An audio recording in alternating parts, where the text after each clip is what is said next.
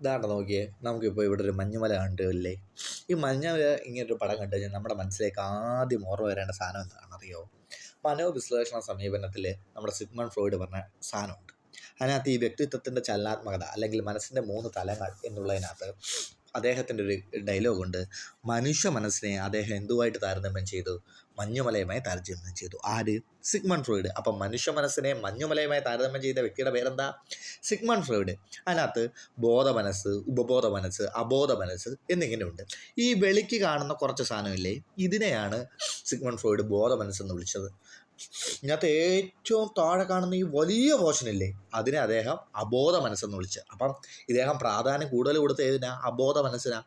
ഈ അബോധ മനസ്സിനാണ് അദ്ദേഹം പ്രാധാന്യം കൊടുത്തത്. അത് ഈ ജന്മവാസകളുടെ സംഭരണ ശേഷിയാണെന്നും നാക്ക് പിഴ, പിന്നെ അതേപോലെ സ്വപ്നങ്ങൾ എല്ലാം ഈ അബോധ മനസ്സുമായി ബന്ധപ്പെട്ടതാണെന്നും ആരഭിപ്രായപ്പെട്ടു? സിഗ്മണ്ട് ഫ്രോയിഡ് അഭിപ്രായപ്പെട്ടു.